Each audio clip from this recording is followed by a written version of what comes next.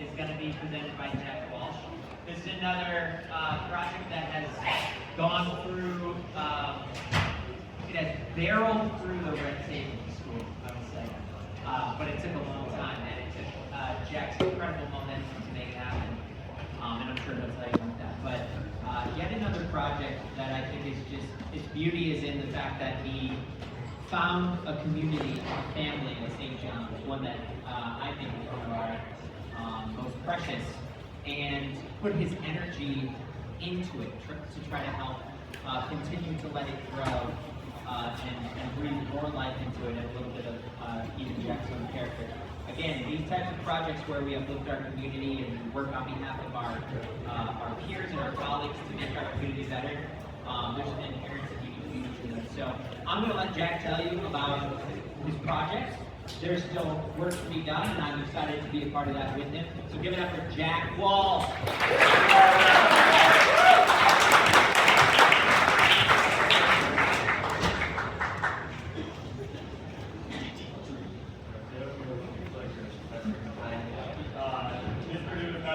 This will be the shortest presentation I think I've ever given for him. It's typically deep into like the past 15 minutes. So obviously my presentation is about creating a fundraiser that hits the right notes. ChatGPT really put with this presentation title here. So this is a picture. I'm going to start with this picture. This past season's marching band, at least most of the ensemble at Eleanor, last season's band camp. And this is really the group that like I looked at them and I was like, this is the group I want to be set for, and caused me to decide on this topic project I need. So my goal was to create a fundraiser that did three things that coming into it I expected to be much easier than it was, and they were all much harder than I expected. So the first one was create a secure fundraising account that rolls over through the next fiscal year, which I will break into more, but obviously even like it's in the struggle of typically when you fundraise and it's outside of the school year, you get some issues with the money being moved around. So my goal is like I came around right now, like I don't want that to happen. I want to make sure this money's secure and that if we can't use it this year, it can be used next year. Obviously, the base one, set up a series of fundraisers to get the money. That was, I knew that that's the secondary goal, right? The first one was to create the account. The second one was then put money into the account. But I kind of did these two kind of at the same time. And then the third goal was find people interested in running the fundraisers when I graduate. Because the goal for this project is not that I just like fundraise right now, bought a bunch of items and ditched it.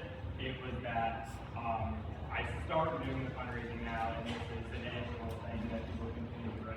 If you look at a lot of the high schools in our area, especially the public schools, it's very common that they have like fundraising dinners and different fundraising events that they do just to help them along with their other budget to make their bigger purchases, such as buying new instruments or doing things that appear that are typically within their average yearly budget. And so I was like, I want to create one of these accounts and help start this up at St. John's, because I have had multiple times this year where I've been asked, hey, do you have an instrument we can play? And I'm like, sorry, we gave all of our trumpets this year, but we can find a different instrument where I can lend you towards someone that you can rent your instrument from. And I can get into that later. And when it comes to why I do this, I want to start off with, this is me. This is sixth grade right here at my first day of class at St. John's. So when I started at St. John's, I wanted to do robotics. I specifically came to St. John's to do robotics, which is the fun fact of the day, because I, for some reason, enjoyed math at the time and wanted to be an engineer. It's not true to this day. I hate engineering. I don't do anything but that. So when I got here, with the help of Mr. Bello back there and Sandy,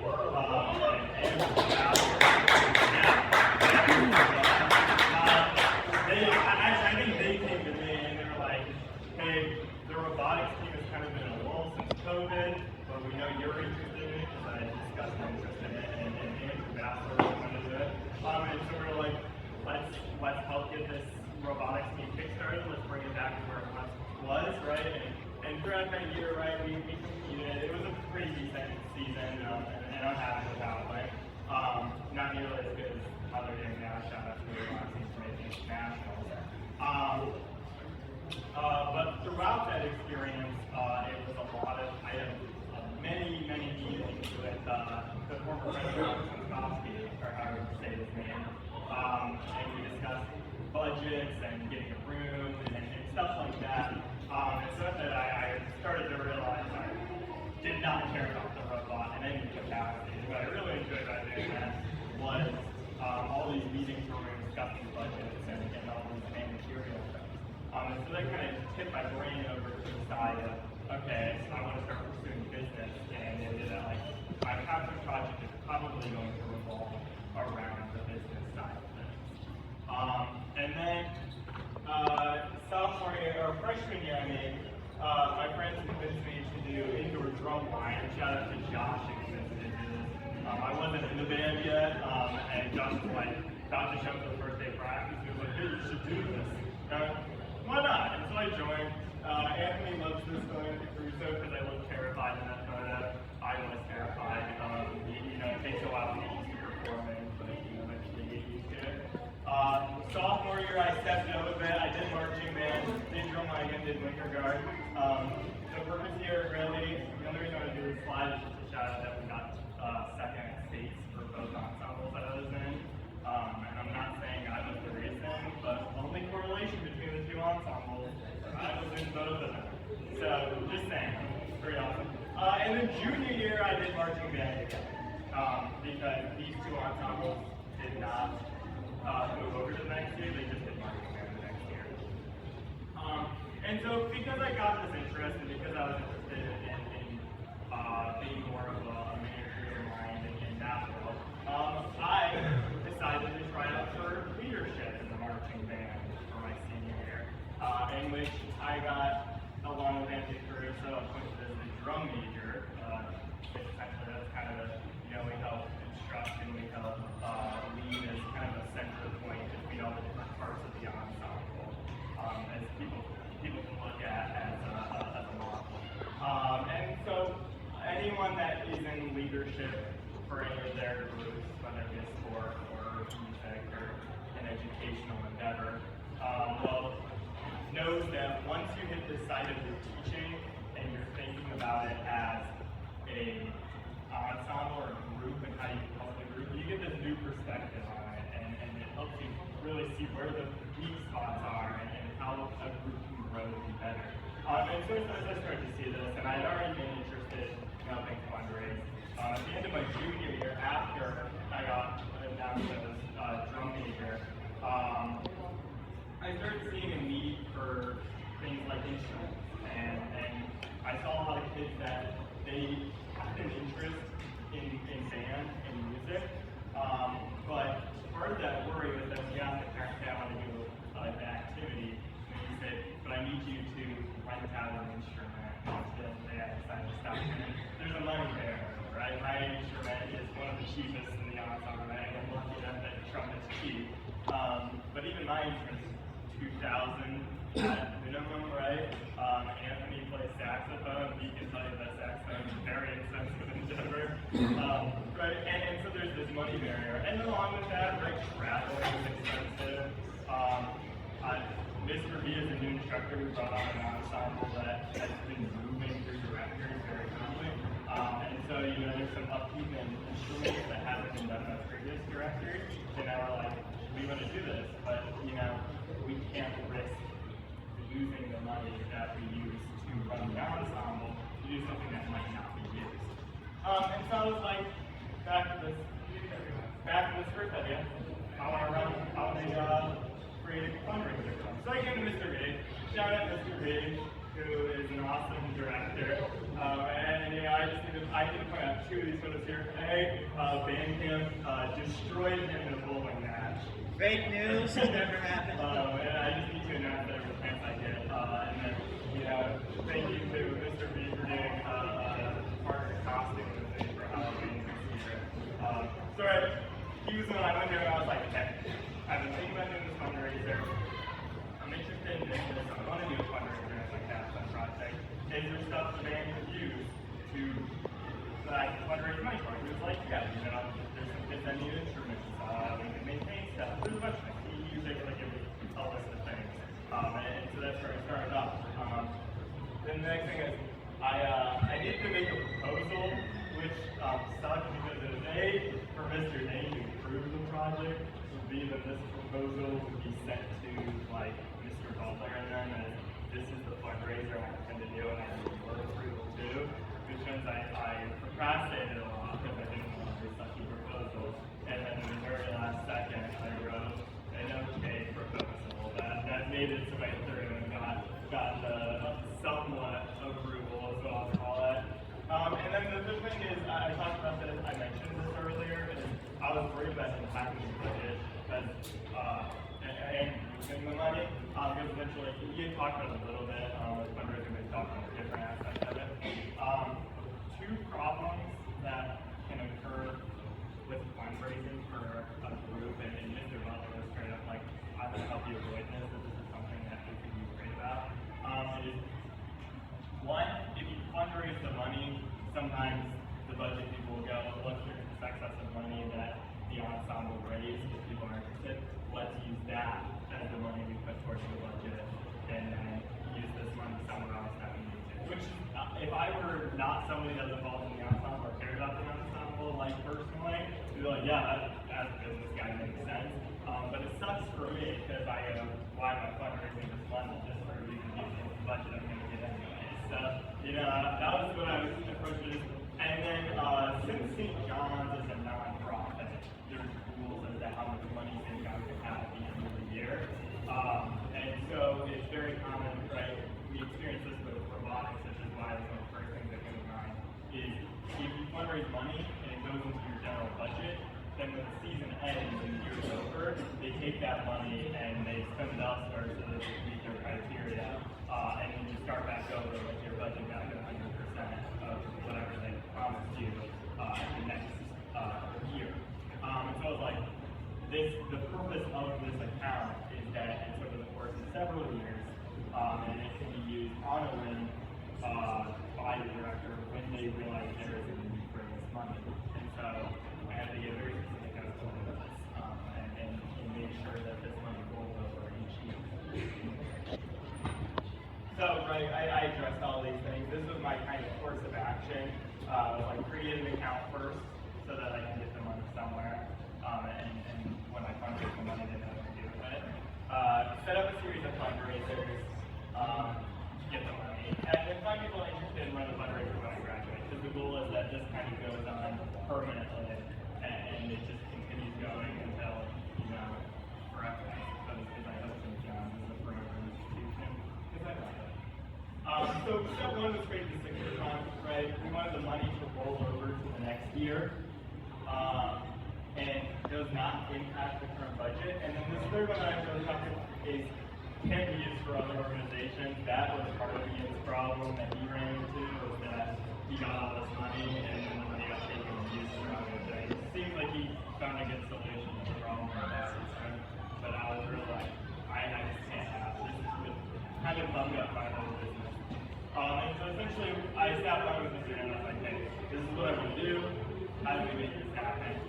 We discussed around the circle, and we ended up deciding on that we wanted to try and create this restricted budget that we discussed at the presentation, where we set down a series of rules as to how the money gets used, and we put that out when we fundraise the money as well, so that when we get the money, the school knows and everybody who's donating the money knows that Mr. Reed for now is our band director, but in the future, if there's another band director, the director of the band is in charge of using the money, and it can only be used for band-specific purposes within the restrictions we put in, which were all pretty simple business granted. The purpose of the money for the most part was to provide instruments to people who could not afford to get them themselves, or you know, even they can't afford it, but it is worth putting that money forward for this activity. So we're like, if we take down a barrier, this is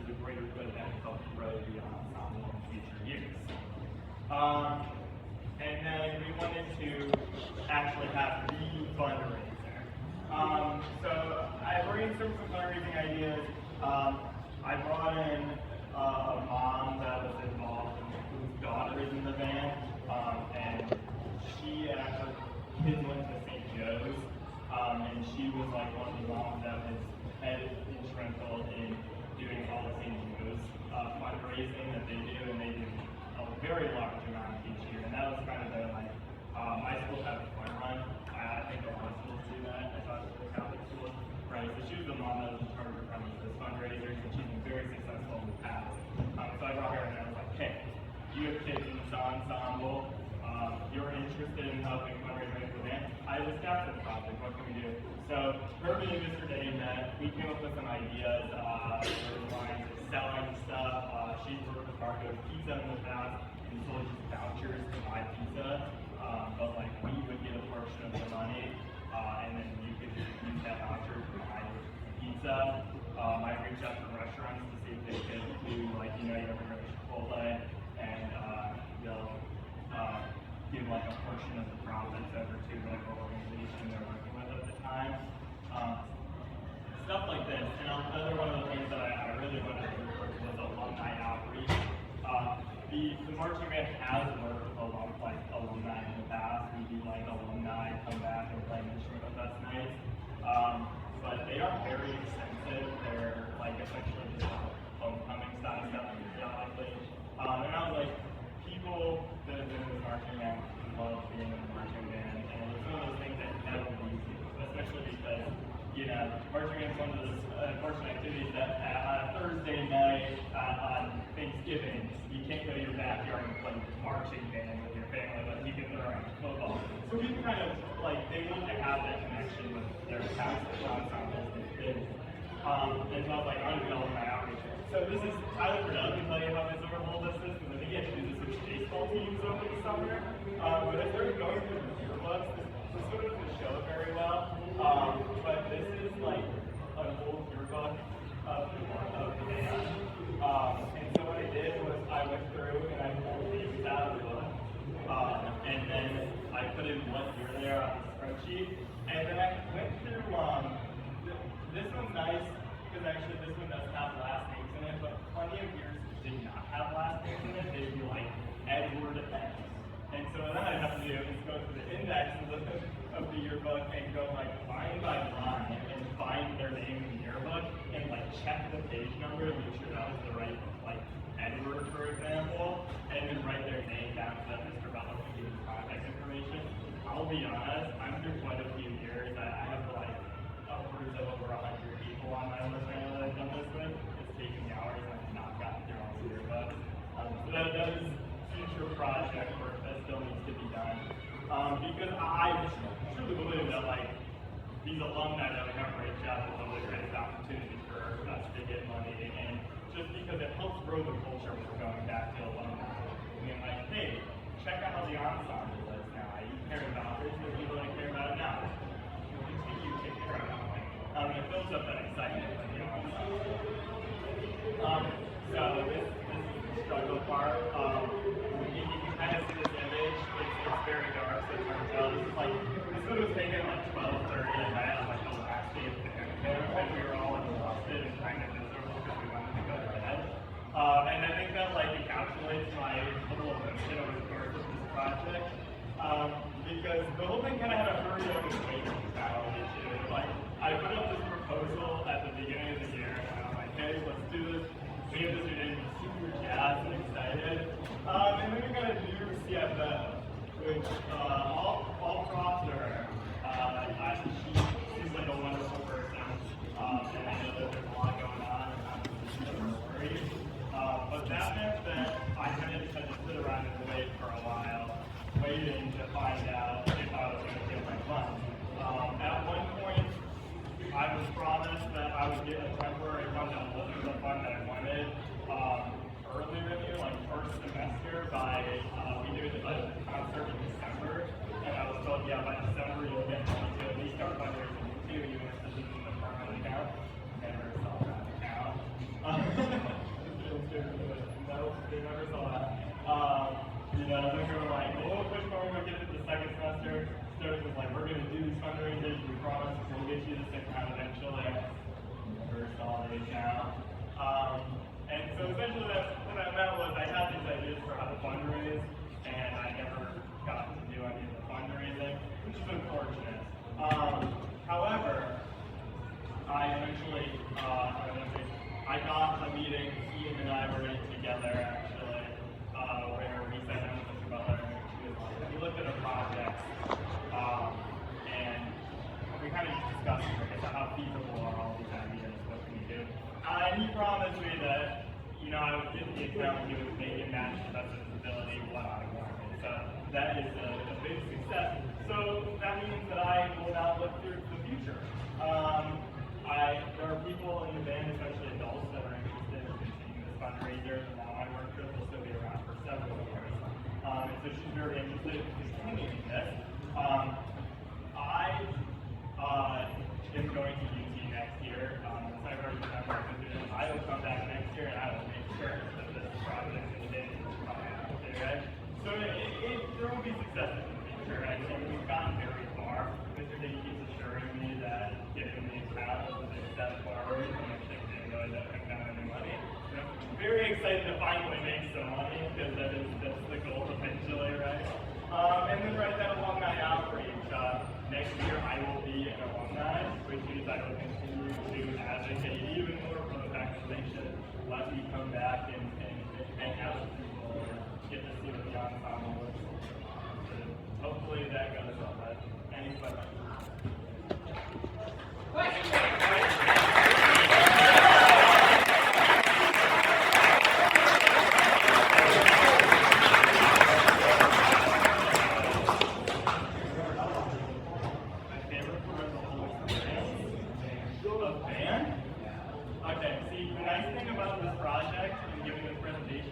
Is that I don't need to talk about how awesome the band is because you'll get to watch a documentary made by Anthony that talks about the whole season. And I will do a lot of talking in that documentary, I'm guessing, based on how much I did during the season. I haven't seen it yet, it's a surprise to me. But you'll see how much we care about the people, not the people that are racing. There's a reason I put the people on here in every spot. Yes?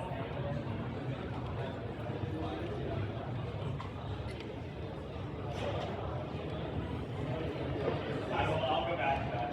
I just want to point out that we were at a stadium named after people.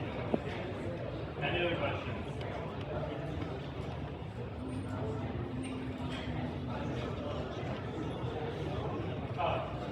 Yeah. My favorite instrument? I play trumpet, so trumpet is easily my favorite. But if I could choose one that wasn't trumpet, because it's kind of a cheap answer, look up the marimba. It's a really awesome instrument. It's like a silent